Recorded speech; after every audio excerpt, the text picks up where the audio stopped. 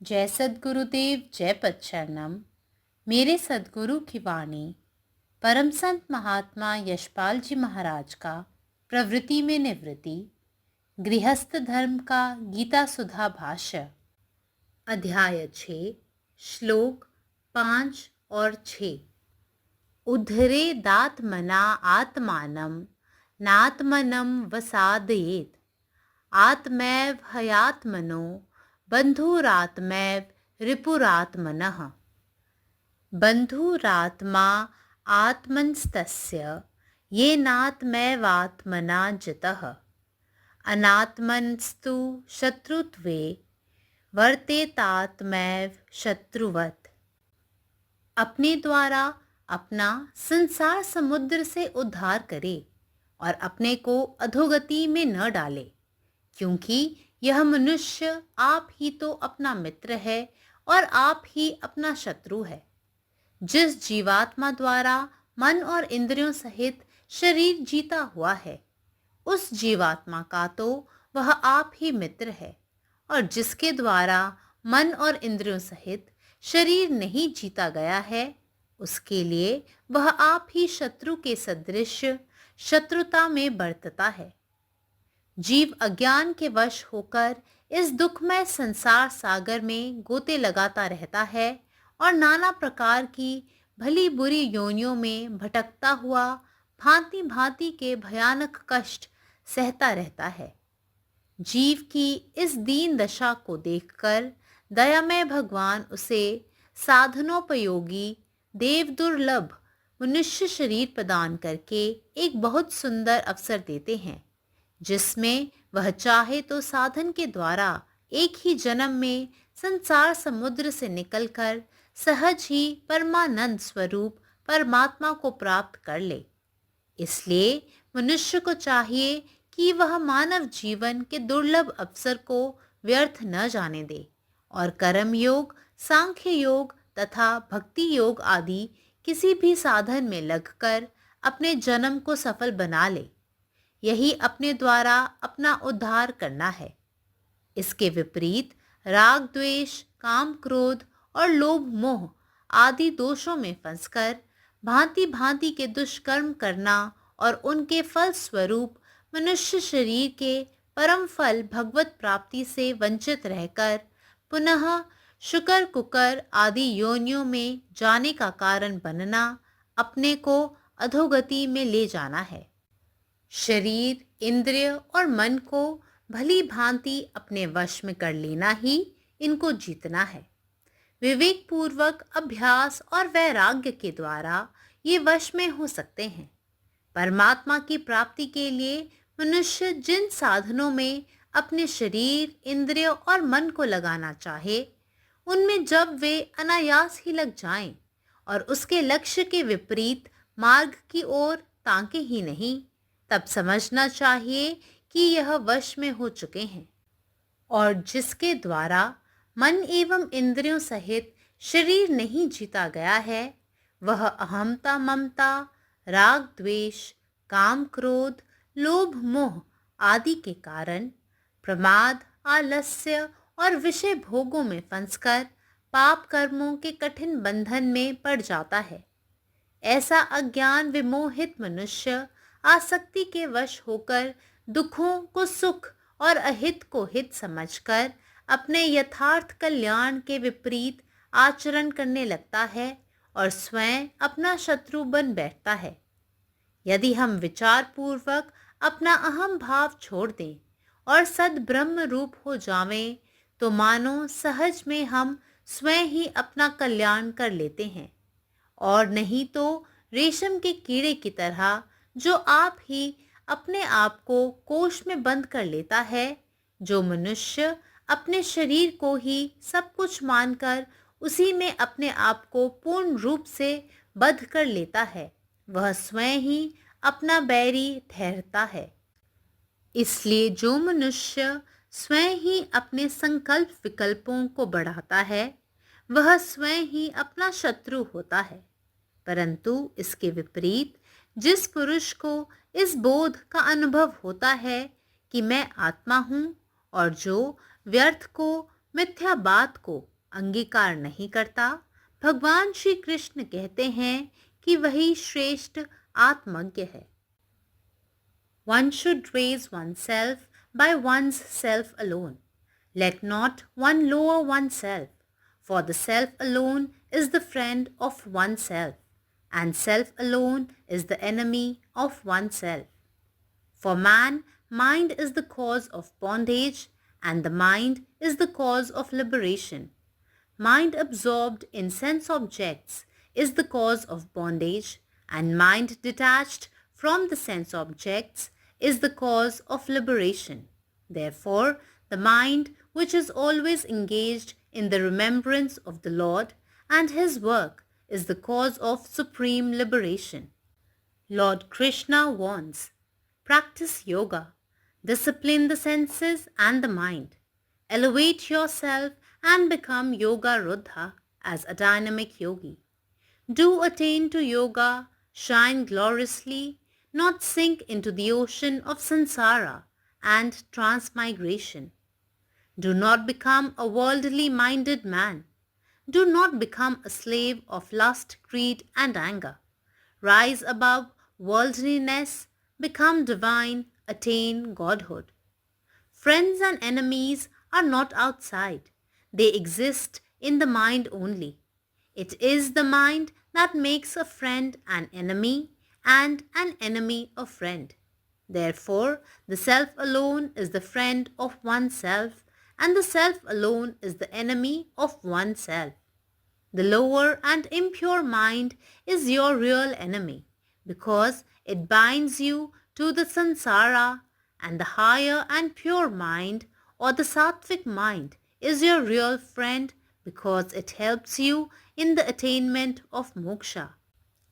To believe that Guru grace will land on us without ourselves doing anything is living in a fool's paradise. Lord Krishna declares, man should uplift himself by himself. Om. जय गुरुदेव, जय पदशरणम. या सांसारिक समुद्रापासून तुम्ही स्वतःला वाचवू शकता आणि जर का नाही तर स्वतःला अधोगतीत ढकलू नका. कारण मनुष्य हाच स्वतःचा मित्र आणि स्वतःचा शत्रू आहे. तो स्वतः त्या आत्म्याचा मित्र आहे आणि जे मन आणि इंद्रियावर शरीरावर नियंत्रण ठेवते तोच या आत्म्याचा मित्र आहे. आणि जर का या इंद्रियांवर शरीरावर नियंत्रण ठेवले नाही तर तो शत्रू म्हणूनच काम करतो. अज्ञानाच्या प्रभावाखाली जीव या दुःखाच्या संसार सागरात पोहत राहतो आणि जीवनाच्या विविध प्रकारच्या चांगल्या आणि वाईट प्रकारांमध्येच भटकत राहतो. विविध प्रकारचे भयानक दुःख भोगत राहतो. आत्म्याची ही दयनीय अवस्था पाहूनच दयाळू ईश्वर त्याला साधनेसाठी एका अद्भुत मानवी शरीराची गिफ्ट किंवा फळ देतो आणि एक अद्भुत संधी देतो जे देवांसाठी देखील दुर्मिळ आहे. ज्यामध्ये जर त्याची इच्छा असेल तर तो साधनेद्वारे एकाच जन्मात या जगाच्या संसाररूपी सागरातून बाहेर पडून परम आनंदाच्या रूपात ईश्वराची सहज प्राप्ती करू शकतो. म्हणूनच मानवाने मानवी जीवनाची दुर्मिळ संधी वाया जाऊ देता कामा नये आणि कर्मयोग, सांख्ययोग आणि भक्तियोग इत्यादी कुठलाही एखादा मार्ग अनुसरून आपले जीवन यशस्वी करू शकतो. स्वतःहून स्वतःला वाचविणे हाच याचा अर्थ आहे.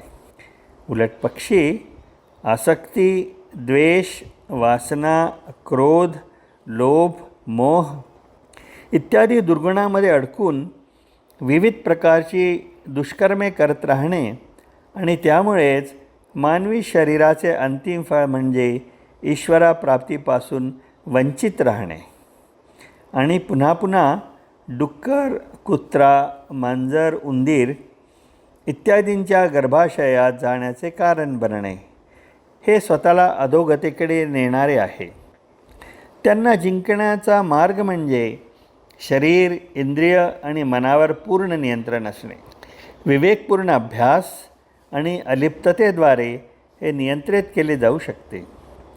जेव्हा एखादा मनुष्य आपले शरीर, इंद्रिय आणि मन ईश्वर प्राप्तीसाठी वापरण्याच्या मार्गात सहजतेने गुंतवतो आणि आपल्या ध्येयाविरुद्ध कुठलाही मार्ग पाहत नाही, तेव्हा असे समजावे की त्याने ते सर्व प्रकारे नियंत्रित केलेले आहे. आणि ज्याने आपल्या शरीरावर, मनावर आणि इंद्रियावर नियंत्रण ठेवले नाही, तो अहंकार, आसक्ती, प्रेम, द्वेष, वासना, क्रोध, लोभ, मोह इत्यादीमुळे निष्काळजीपणा, आळस आणि इंद्रियांसुखामध्येच अडकून पापी कर्माच्या कठीण बंधनात अडकलेला असतो. असा मनुष्य अज्ञानाने भ्रमित होऊन आसक्तीच्या प्रभावाखाली दुःखाला सुख आणि हानीलाच चांगले समजतो. तो स्वतःच्या वास्तविक कल्याणाविरुद्ध वागू लागतो आणि स्वतःचाच शत्रू बनतो. जर आपण काळजीपूर्वक विचार करून आपला अहंकार सोडून दिला आणि खरे ब्रह्म बनलो तर आपण सहजपणे आपले कल्याण घडवून आणू शकतो. अन्यथा ज्याप्रमाणे रेशमाच्या किड्याने स्वतःला त्याच्या कोशात कोंडून घेतले आहे, त्याचप्रमाणे जो मनुष्य आपल्या शरीराला सर्वस्व मानतो आणि स्वतःला त्यात पूर्णपणे बंदिस्त करतो, तो स्वतःचाच शत्रू बनतो. म्हणूनच जो व्यक्ती स्वतःचे संकल्प आणि पर्याय वाढवतो, तो स्वतःचा शत्रू असतो. या उलट ज्या व्यक्तीला मी आत्मा आहे याची जाणीव होते आणि जो निरुपयोगी आणि खोट्या तथ्यांचा स्वीकार करत नाही, तोच भगवान श्रीकृष्ण म्हणतो की तोच सर्वोत्तम आत्मज्ञानी असा आहे. जय गुरुदेव, जय पदशरणम. నా సద్గురు సందేశం గీతా సుధ పరసత్ మహాత్మా శ్రీ యశ్పాజీ మహారాజు వారిచే ప్రతిపాదించబడిన ప్రవృత్తిలో నివృత్తి గృహస్థ మార్గంలో గీతా భాష్యం అధ్యాయం 6 శ్లోకం 5 మరియు 6. తన ద్వారానే తన సంసార సముద్రం నుండి ఉద్ధరించుకోవాలి. తనను అధోగతిలో పడవేసుకోకూడదు. ఎందుకంటే ఈ మానవుడు తనకు తానే మిత్రుడు, తనకు తానే శత్రువు. ఏ జీవాత్మచే ఇంద్రియములు, శరీరంతో పాటు కూడిన మనసు జయించబడిందో అది ఆ జీవాత్మకు మిత్రుడు. ఎవరిచే ఇంద్రియములు, శరీరంతో పాటు కూడిన మనస్సు జయించబడలేదో అది అతని విషయంలో శత్రువుతో సమానంగా శత్రుత్వంతో చిరుస్తుంది. జీవుడు అజ్ఞానవసరై ఈ దుఃఖమయ సంసారంలో మునకలు వేస్తూ ఉంటాడు. మరియు నానా విధమైన మంచి చెడు జన్మలెత్తుతూ రకరకాల భయంకరమైన కష్టాలు సహిస్తూ ఉంటాడు.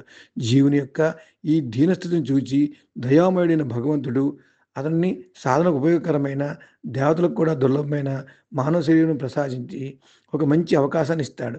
దాంతో జీవి కోరుకున్నట్టయితే సాధన ద్వారా ఒకే జన్మలో సంసార సముద్రం నుండి బయటపడి సులభంగా పరమానంద స్వరూపుడైన పరమాత్మను పొందును. అందుచేత మానవునికి కావాల్సిన ఏమనగా అతను మానవ జీవితపు దుర్లభమైన అవకాశమును వ్యర్థంగా పోనీయకూడదు. మరియు కర్మయోగము, సాంఖ్యయోగము, అలాగే భక్తి యోగము మొదలైనవి ఏదైనా సాధన లగ్నమై తన జన్మను సఫలం గావించుకోవాలి. ఇది తన చేతను ఉద్ధరించుకోవడం అంటే శరీరము, ఇంద్రియములు, మనసు బావుగా పూర్తిగా తన వశం గావించుకోవడం జరిగినప్పుడు మాత్రమే మనం వాటిపై విజయాన్ని సాధించగలము. వివేకవంతమైన అభ్యాసం మరియు వైరాగ్యం ద్వారా ఇవి వశం కాగలవు. పరమాత్మ ప్రాప్తి కోసం మానవుడు ఏ సాధన ఎందు తన శరీరాన్ని, ఇంద్రియములను, మనసును నిలపాలనుకుంటున్నాడో వాటిలో అప్పుడువి సునాయాసంగా లగ్నమైపోతాయి. అతని లక్ష్యమునకు వ్యతిరేక మార్గం వైపు అవి చూడైనా చూడకూడదు. అప్పుడే అవి వశమయ్యాయని అర్థం చేసుకోవాలి. ఎవరిచే మనసు, ఇంద్రియములతో కూడిన శరీరం జయించబడి ఉండలేదో అతడు అహంకారము, మమకారము, రాగద్వేషములు, కామము, క్రోధము, లోభము మొదలైన వాడిచే నిర్లక్ష్యము, సోమర్తనము మరియు విషయ భోగములందు చిక్కుకుపోయి పాపకర్మల కఠిన బంధంలో పడిపోతాడు. అటువంటి పాపి అజ్ఞాన మోహితుడైన మానవుడు ఆసక్తి వసుడై దుఃఖములను సుఖములుగాను, అహితములు హితముగాను అర్థం చేసుకుని తన యథార్థ కళ్యాణములకు వ్యతిరేక ఆచరణలో లగ్నమైపోతాడు. మనం కానీ కొంచెం ఆలోచించి అహంభావమును విడిచిపెట్టి సద్బ్రహ్మరూపం అయినట్టయితే సహజంగానే మనం మనకు మనమే మేలు చేసుకోగలుగుతాము. అలా కానీ చేయనట్లయితే తనను తాను గూళ్ళో బంధించుకునేటువంటి పట్టుపురుగు వలె మనల్ని మనమే బంధించుకుంటాము. ఏ మానవుడు తన శరీరమునే సమస్తంగా భావించి దానిలోనే తనను తాను పూర్తిగా బంధించుకుంటాడో అతడు తనకు తానే శత్రువు అవుతాడు. అందుచేత ఎవరు తన సంకల్ప వికల్పములను పెంచుకుంటాడో అతడు స్వయంగా తనకు తానే శత్రువు. ఇందుకు వ్యతిరేకంగా ఏ మానవుడు నేను ఆత్మను అనే జ్ఞానాన్ని అనుభవపూర్వకంగా తెలుసుకుంటాడో, వ్యర్థమైన మిథ్యా విషయాన్ని అంగీకరించడో అతడే సర్వశ్రేష్టమైన ఆత్మజ్ఞుడు అని శ్రీకృష్ణ భగవానుడు చెప్తున్నాడు. పరమాత్మ నీవే ఉన్నావు, నీ ఇష్టమే నెరవేరాలి. జై సద్గురుదేవ్, జై బసరణం. जे मनुष्य अपन परम मित्र भऽ सकैत अछि वएह मनुष्य अपन सबसँ पैघ शत्रु सेहो भऽ सकैत अछि। जे अपन आत्मशक्तिसँ मौन चित्त शरीर के जीत लेने अछि ओ अपन मित्र भेल, आ जे देहक भोग में ओझरायल अछि ओ अपन शत्रु बनि गेल अछि। जीव अपन अज्ञानता के कारण कै रंग के नीक बेजाय योनि के बाट सँ अबैत जाइत एहि संसार में बड्ड कष्ट सहैत अछि। जीव के एहि कष्ट के देख कऽ भगवान दया माया राखि कऽ ओकरा मनुष्यक शरीर प्रदान करैत छथि आ एहि शरीर सँ मुक्ति के बाट निकलैत अछि। मनुष्य अपन साधना सँ एके जन्म में एहि संसार सँ पार पाबि सकैत अछि। तैं मनुष्य के कर्तव्य अछि जे ओ एहि दुर्लभ अवसर के बेजाय नहि हुअ दिए आ कर्मयोग, सांख्य योग वा भक्ति योग आदि के कोनो एकटा साधना के प्रयास करय। एहि के कहल जाइत अछि अपने सँ अपन उद्धार करब। एहि के विपरीत जे मनुष्य राग, द्वेष, काम, क्रोध, लोभ, मोह आदि दोख में फँसि जाइत अछि, दुष्कर्म करैत अछि, आ इएह कारण अछि जे ओ शरीरक परम फल भगवत प्राप्ति सँ वंचित भऽ जाइत अछि। एहन मनुष्य फेर सुगर, कुकुर आदि नीच योनि में जन्म लैत अछि। प्रयास आ साधना सँ देह के भोग करब के इच्छा पर विजय प्राप्त कयल जा सकैत अछि। जखन मोन, बुद्धि आ चित्त अपने मोने अनायास परमात्मा प्राप्ति के साधन में लागि जाइत अछि आ भोग विलास दिस कखनो नहि अपन दृष्टि राखैत अछि, तखन एहि अवस्था में ई बुझल जा सकैत अछि जे आब मोन, चित्त आ देह आत्मा के अधीन भऽ गेल अछि। जँ मोन, चित्त सहित देह आत्मा के अधीन नहि आयल तऽ ओ अहंकार, तामस, काम, लोभ, मोह आदि दोख सँ प्रमाद, आलस आ विषयासक्ति चक्र में ओझरा कऽ पापक बंधन में फँसि जाइत अछि। एहन अज्ञानी मनुष्य भोग विलास के अधीन भऽ दुख के सुख आ अहित के हित बुझि कऽ अपन कल्याणक विपरीत आचरण करऽ लागैत अछि आ स्वयं अपन शत्रु बनि जाइत अछि। जँ हम अपना विवेक सँ अपन अहम भाव के छोड़ि परमात्मा प्राप्ति के लेल अपन आचरण कऽ लिअ तऽ बुझू जे हम सहज ही स्वयं अपन कल्याण कऽ लेने छी। नहीं तऽ रेशम के कीड़ा जकाँ मनुष्य अपना देहे के परम सत्य मानि कऽ एकर भोग में फँसि कऽ अपन संकल्प विकल्प के बढ़ा कऽ अपने शत्रु बनि जाइत अछि। मुदा जे मनुष्य अपन आत्मा के अनुभव कऽ लेने अछि, जे बुझि गेल अछि जे आत्मा परम सत्य अछि आ कोनो तरहक फुसि में नहि पड़ैत अछि, भगवान श्री कृष्ण कहैत छथि जे एहने मनुष्य श्रेष्ठ आत्मज्ञ होइत अछि। अखिल भारतीय संत मत सत्संग पंजीकृत दिल्ली, मुख्यालय B20 CC colony, Rana Pratap Bagh के सामने, दिल्ली। सत्संग आश्रम संत यशरूप तपोभूमि परिसर, अनंगपुर, जिला फरीदाबाद, हरियाणा।